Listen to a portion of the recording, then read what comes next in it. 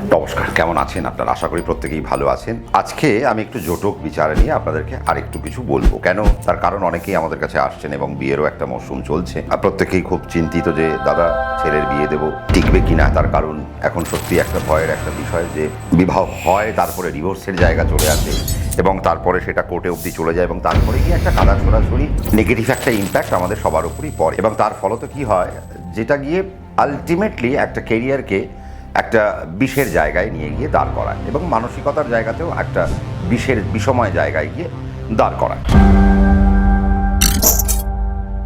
আজকে আপনারা অনেকেই বলেন যে সম্রাটদা, যে কার সাথে কার বিবাহ হবে, বিবাহের সময় আমরা কি দেখব। আপনারা অনেকে বলেন যে আমি অনেককে দেখিয়েছি, তিনি বললেন যে না, এখানে তো 18 গুণ মেলেনি, তাহলে তো বিবাহ দেওয়া যাবে না। যদিও এ নিয়ে আমি আগেও বলেছি, তথাপি আবারও নতুন করে বলছি, তার কারণ আমাদের তো এখানে কিছু নতুন ভিউয়ার্সও আছেন যারা নতুন নতুন জয়েন করছেন, তো তাদেরকেও তো জানান দিতে হয়। তো এবং সেই জায়গায় আমি কোথাও না কোথাও একটু দায়বদ্ধ। আজকে আমরা যখন বিবাহ করি, আমরা একটা জটক বিচার করি এবং জটক বিচারে আমরা কি করি, আমরা 36টা গুণকে আমরা মেলাতে চাই। কিন্তু মজার বিষয় হচ্ছে যে আমাদের যখন আমরা জটক বিচার করব, বা আপনাদেরকেও এটা জানিয়ে রাখি, আপনারা যখন জটক বিচার করবেন, আপনার বাড়িতে বিবাহযোগ্য কোনো মেয়ে থাকতে পারে বা বিবাহযোগ্য কোনো ছেলে থাকতে পারে, আপনারা তাদের বিবাহ দেবেন, নিশ্চয়ই দেবেন, কিন্তু কার সাথে কার ইকুয়েশন ভালো হয়। দেখুন, আজকে সবার আগে যেটা দেখতে হবে, আমরা যখন জন্মছকে চলে যাব তখন আমরা আগে দেখব যে আমাদের জন্মছকে ধরুন অগ্নিতত্ত্ব পড়ে রয়েছে, হয়তো আপনার ছেলের অগ্নিতত্ত্বের একটি রাশি, তাহলে তার সাথে সব থেকে ভালো কে যাবে? তার থেকে সব থেকে ভালো বায়ুতত্ত্বের রাশি যাবে।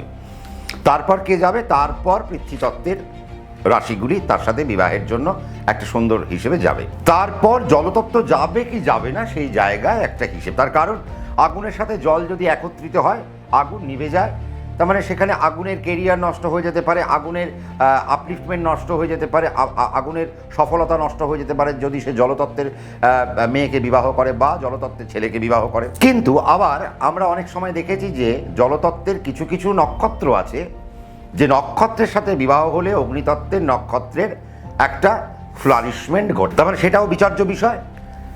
আজকে যদি আপনার সন্তানের পৃথ্বীতত্ত্বে জন্ম হয়, আপনি যখন তাকে বিবাহ দেবেন, তাহলে সবার আগে পৃথ্বীতত্ত্বের ভালো বন্ধুকে, পৃথ্বীতত্ত্বের সবার আগে ভালো বন্ধু হচ্ছে জলতত্ত্ব, তার মানে পৃথ্বীতত্ত্বের সাথে সবার আগে আমি আগে জলতত্ত্বকে বিবাহ দেব, তারপর অগ্নিতত্ত্বের সাথে যাব, তারপর বায়ুতত্ত্ব যাব কি যাব না এটা ভাববো। কেন ভাববো? তার কারণ হচ্ছে বায়ুর কোনো নক্ষত্রের সাথে আমার পৃথ্বীতত্ত্বের নক্ষত্রের মিল হচ্ছে কিনা। যদি মিল হয় তবে আমরা সেই জায়গায় আমরা অ্যালাউ করবো যে না, এই বিবাহটা সঠিকভাবে হতে পারে। এবার তারপরে আমরা কোথায় আসবো? তারপরে আমরা কূট বিচারে আমরা চলে আসবো। আমরা বর্ণ দেখব, আমরা বর্ষ দেখব, তারপরে আমরা তারা দেখব, তারপরে আমরা যোনি দেখব, তারপরে আমরা রাশিকূট দেখব, তারপরে আমরা গণকূট দেখব, তারপরে আমরা নারীকূট দেখব। এরকম করতে করতে আমরা 8টা কূটের আমরা টোটাল বিচার করতে করতে যাই।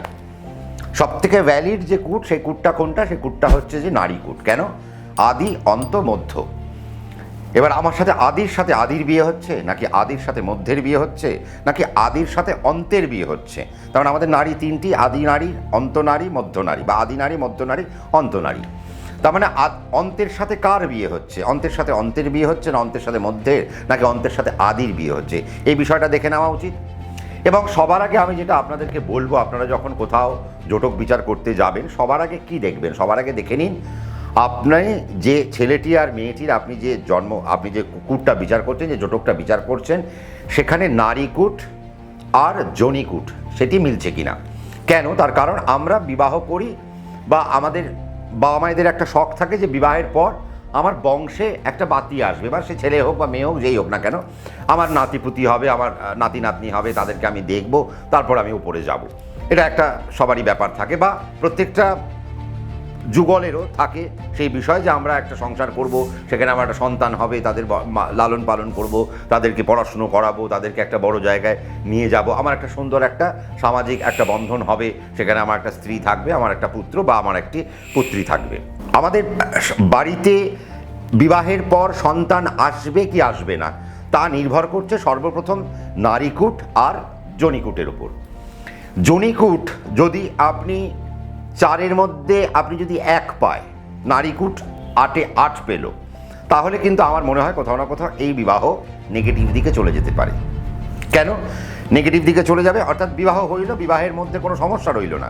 কিন্তু বিবাহের মধ্যে সমস্যা যেটা রইতে পারে সেটা হচ্ছে যে আপনার সন্তান যে জন্ম নিল তার কোনো বিকলাঙ্গতা থাকতে পারে, বা অটিস্টিক চাইল্ড হওয়ার সম্ভাবনা একটা বেড়ে যেতে পারে। বা দেখা গেল আপনার জনিকুটে 4-এ আপনি 3 পেয়েছেন, কিন্তু আপনার নারীকুটে 8-এ আপনি 0 পেলেন। তার মানে বুঝতে হবে যে আপনার নারীর কোনো মিল হলো না। এবার নারীর মিল না হলে আমরা সবার আগে যে ভয়টা পাই সেটা হচ্ছে যে আমরা ভয় পাই কি, যে এই বিবাহটা আগামী দিনে গিয়ে কোর্টে যেতে পারে, বা এই বিবাহটা আস্তে আস্তে নিষ্পত্তির দিকে যেতে পারে, এই বিয়ে সুখের নাও হতে পারে। তার মানে নারীকুটটা একটা ভ্যালিড, তার মানে 4-এ আপনি 4-এ 4 পেলেন, কিন্তু নারীতে আপনি হয়তো 0 পেলেন। তার মানে আপনার এই বিবাহ কোর্টে গিয়ে শেষ হতে পারে, ডিভোর্সের মতো জায়গা তৈরি হতে পারে, কাদা ছোড়াছুরির জায়গা তৈরি হতে পারে। আবারও আরেকটা জিনিস তৈরি হতে পারে যে জনিকুটে 4-এ 4 বাট নারীকুট মিল না হওয়ায় আপনাদের মধ্যে সন্তান সম্ভাবনা কমে গেল। তার কারণ আমাদের কাছে অনেকে এসে আমার কাছে রিসেন্টলি এক মাসিমা এসেছিলেন, তিনি তার সন্তানকে বিবাহ দিয়েছেন, কিন্তু সে সন্তান বিবাহ করতে চায়নি। বাট তিনি যখন বিবাহ করলেন, বিয়ের পর তাদের যে স্বামী স্ত্রীর যে শারীরিক সম্পর্ক, সেই সম্পর্কের যে ইচ্ছা, সেই ইচ্ছাটা ছেলেটির মধ্যে কমে গেছে, এবং সে বলছে যে না, আমি আর শারীরিক মিলনে যাব না। ফলত এবং মাসিমা যখন তার সেই ওয়াইফ, মানে ওই ছেলেটির ওয়াইফকে নিয়েই এসছে, তার পুত্রবধূকে নিয়ে এসছেন, এবং সেই মেয়েটি কিন্তু অত্যন্ত ঘরোয়া, এবং তিনিও সেই ছেলেটিকে ছেড়ে যেতে চাইছেন না, এবং তিনি বলছেন না, আমি শেষ দেখে ছাড়বো, আমি যখন বিয়ে করেছি বিয়ে তো আমি ভাঙবো না। আমি যখন সেই জায়গাটা মেলালাম, মিলিয়ে দেখলাম যে জনিকুটে 4-এ 4 কিন্তু নারীকুট 0, তার মানে যৌন মিলনে বা আমার শারীরিক মিলনে আমার ছেলেটি কিন্তু আস্তে আস্তে অক্ষমতা দেখাচ্ছে, বা তার মানসিক স্থিতি তৈরি হচ্ছে না, বা মানসিক জোর তৈরি হচ্ছে না যে সে সেই মেয়েটির সাথে শারীরিকভাবে আবদ্ধ হবে এবং তাদের একটা সন্তান আসবে। এবং সেই মাসিমা অত্যন্ত চিন্তিত, এবং তিনি আমাকে জিজ্ঞেস করলেন, সম্রাট, আমি কি আমার নাতি নাতির মুখ দেখবো না? এবং আমার তো মনে হচ্ছে আমার ছেলেকে বিয়ে দিয়ে আমি আমার এই মেয়েটির সাথে অন্যায় করলাম। দেখুন কত ভালো লাগে এই বিষয়গুলো দেখতে, যে একজন শাশুড়ি তিনি তার পুত্রবধূকে নিজের কন্যা সমান জায়গা দিয়েছেন, এবং তিনি নিজেকে একটা অপ্রস্তুতজনক একটা পরিস্থিতিতে রাখছেন, এবং তিনি বলছেন আমার ভালো লাগছে না যে আমি এই মেয়েটির জীবন মনে হয় কোথাও না কোথাও নষ্ট করে দিলাম। তার মানে আমাদের এই কূট বিচারটা আমাদের কাছে খুব ইম্পর্টেন্ট। আরেকটা বিষয় এবার আসবো কোথায়, দেখুন আজকে আমরা দেখি যে অনেক সময় একটি ছেলে একটি মেয়েকে বিয়ে করলো, বিয়ের পর তার স্ত্রীর শারীরিক ব্যাধি বেড়ে গেল, বা সেই মেয়েটি হয়তো অকালে প্রাণ হারালেন, বা সেই মেয়েটি যখন ছেলেটিকে বিয়ে করলো, একটা ছেলে মেয়ে যখন আবদ্ধ হলো বা বৈবাহিক সম্পর্কে, দেখা গেল কিছুদিন বাদে ছেলেটি হয়তো খুব অসুস্থতার সাথে লড়াই করলো, বা ছেলেটি হয়তো পৃথিবী ছেড়ে দিল, পৃথিবী ছেড়ে পরলোক গমন করলেন।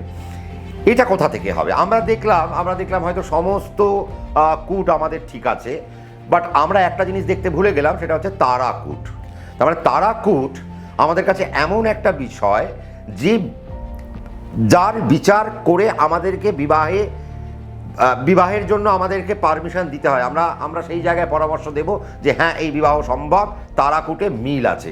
কেন তারাকূট? তার কারণ একে অপরের সাথে বিবাহে যে আবদ্ধ হলো, সেখানে কারো কোনো প্রাণহানি বা কারো কোনো স্বাস্থ্যহানি আছে কিনা, এই বিষয়টা সবার আগে দেখে নিতে হবে। তার মানে তারাকূটটা খুব ভ্যালিড।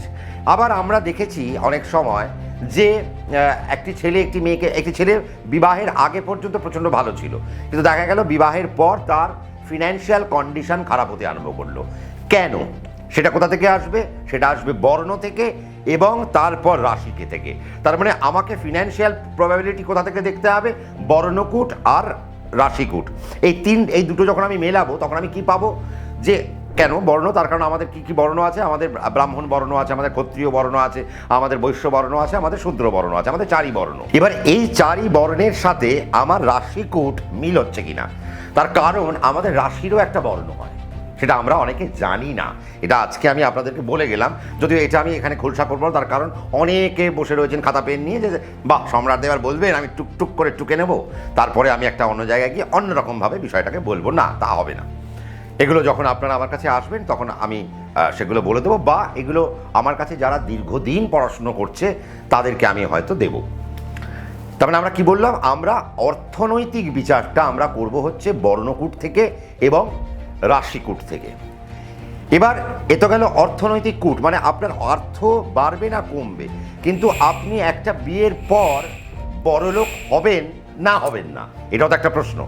সেটা কোথা থেকে দেখব? বর্ণ দেখব, বর্ষ দেখব, তারপর রাশি দেখব।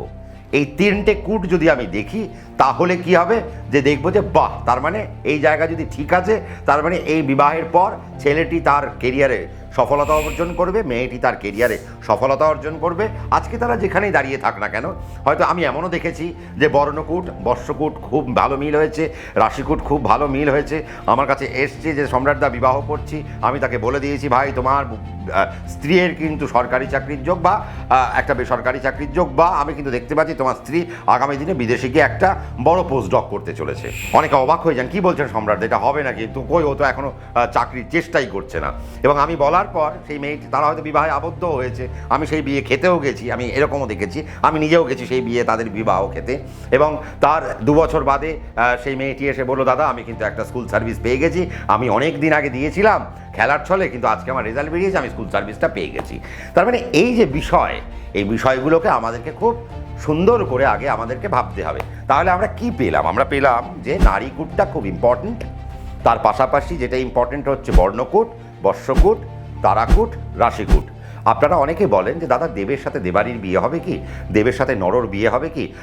অনেকে বলেন যে দাদা আমরা তো প্রেম করছিলাম, আমার বাড়ি থেকে বলে দিই যে না, দেবাড়িগণের মেয়ে আমার বাড়িতে অ্যালাউ নয়, না রাক্ষস চলবে না আমার বাড়িতে, যদি সে আমার বাড়িতে আসার পর। এবং আপনারা এটাও শুনেছেন অনেকের কাছে যে রাক্ষসগণের সাথে বিয়ে করলে নাকি অকাল মৃত্যু আসে, যেগুলো একদম ভুল। দেখুন, গণ হচ্ছে ক্লাস। কেন? দেবকুল কোথায় থাকে? স্বর্গে থাকবে। আজকে নরকুল মানে নর যারা গণ, তারা কোথায় থাকবে? তারা মর্তে, মানে আমরা মর্তবাসী, আমরা নর, মানে আমরা মানুষ, মনুষ্যগণ আমরা। আর আমাদের যে পাতাল লোক রয়েছে, সে পাতাল লোকে বা যেটা অসুর লোক রয়েছে, সেখানে কারা থাকবে? সেখানে দেবারই থাকবে। দেবের সাথে দেবারীর হবে না তা না, নিশ্চয়ই হবে। আমি অনেককেই দেখেছি দেব দেবারই বিয়ে হয়েছে, খুব সুন্দরভাবে তারা হ্যাপিলি ম্যারিড লাইফ লিড করছে। সমস্যাটা হচ্ছে কোথায়? যে আপনি যে গণ, আপনার যখন গণ দেখবেন, সেই গণের পাশাপাশি আপনাকে সবার আগে বর্ষ দেখে নিতে হবে। তার কারণ বর্ষ মানে হচ্ছে বর্ষতা, আমি তার বশে কতটা বা সে আমার বশে কতটা, অর্থাৎ আমাদের মেন্টাল অ্যাডজাস্টমেন্ট কোথা থেকে। অনেকে বলবে না দাদা রাশি দেখতে হবে, না রাশি দেখলে হবে না বাবা, কারণ সেই জায়গায় অনেকেই বলে যে না রাশির সাথে রাশির হিসেবে মিল নেই। তার মানে দেখুন, রাশিটা বড় কথা নয়, আজকে সবার আগে যেটা দেখতে হবে নক্ষত্র, নক্ষত্রের সাথে নক্ষত্রের ফ্রেন্ডলি ইকুয়েশন আছে কিনা। আমাদের এই যে 27টা নক্ষত্রের যে হিসেব, এ বড় জটিল, আর এর জন্য প্রচুর পড়াশুনো করতে হয়, প্রচুর পড়াশুনো। আমাকে আজও পড়াশুনো করতে হচ্ছে, এবং এখনও মনে হয় আমি সমুদ্রের পাড়েই দাঁড়িয়ে রয়েছি, এখনও সমুদ্রের ভেতরে ঢুকতে পারিনি। তার মানে ভাবুন কত বড় বৃহৎ এই শাস্ত্র। তার মানে আজকে আপনি যখন বিবাহে, আপনার বাড়িতে আপনার সন্তানের বিবাহের জন্য আপনি যখন প্রস্তুত হবেন, তাহলে আপনি সবার আগে দেখে নিন আপনার নারীকূট মিলছে কিনা। যদি নারীকূট মিলে যায়, তাহলে সে আমরা দেখি আমরা 36-এর মধ্যে কিচ্ছু মিল হয়নি, কি শুধু নারীকূট মিলেছে, তাতেও আমি রাইট দিয়ে দিই, হ্যাঁ চলুন বিয়ে করুন, কোনো সমস্যা নেই। কারণ আমাদের কাছে নারীটা সবার আগে মেন।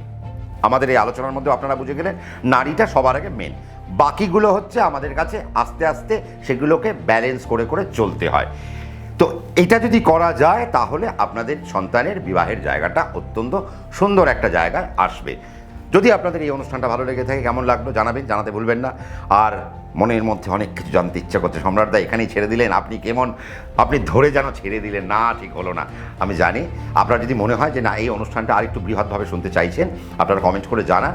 আমি নিশ্চয়ই এই আপনাদের এই 8টা কূট নিয়ে একদিন সুন্দর করে বসবো, একটা ভালো এপিসোড আপনাদেরকে উপহার দেব, যেখান থেকে দরকার পড়লে আপনারা শিখেই নিন কি আছে, আপনারা শিখেই নেবেন। আপনারা যারা জ্যোতিষ প্রেমী, যারা সম্রাটদা চ্যানেল খুব ফলো করেন এবং এখান থেকে টুকে টুকে অনেক কিছু প্র্যাকটিস করছেন, আমি জানি তাদেরকে আমি একটাই কথা বলবো, আপনারাও শিখে নেবেন। এবং শিখে নিয়ে কেন শেখাবো, তার কারণ হচ্ছে বিদ্যা যত পরিবেশন করা যায় তত ভালো হয়। এবং আমার একটাই উদ্দেশ্য, সমাজকে গঠন করা, আমার আগামী প্রজন্মকে সঠিক পথে তাদেরকে চালনা করা।